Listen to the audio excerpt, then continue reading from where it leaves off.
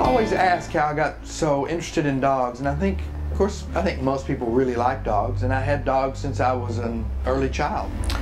Some 10, 12, maybe 15 years ago, when my ex-wife and I were in Europe, we saw this breed of dogs, which is Cavalier King Charles Spaniels. Sex and the City kind of made the breed famous. But we saw the dogs in Europe, and we really liked them, and so we came home and we got one. And then we got two, and then she became interested in rescuing for the breed. I was younger and working a lot at that point in my life, and so probably didn't have nearly as much time to fool with dogs as she did. But she started getting rescues, and we would foster a rescue.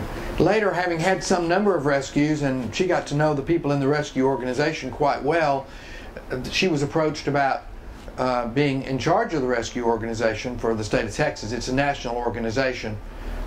CavalierRescueUSA.org is the website. So she became the Texas coordinator, if you will, for the rescues in the state of Texas, and she has about 26 fosters, of which I'm one now because we're still best friends.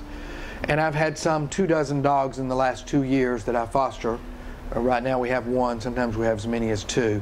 I have 3 of my own dogs, Willie, who's a tricolor, and then I have Dixie, who's a Blenheim, and Lance, who's a Blenheim.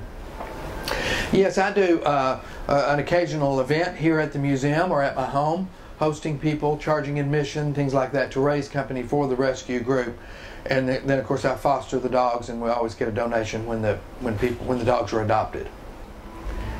The demeanor of these dogs is very sweet, and I know everybody says, well, you know, my dog's sweet and this breed is sweet, but I do think the Cavalier breed is sweeter than most, better with children than most, and they're just a really sweet dog. I don't envision ever being involved with any other breed. I had Pekingeses when I was younger, but I don't necessarily have any strong affiliation with them now.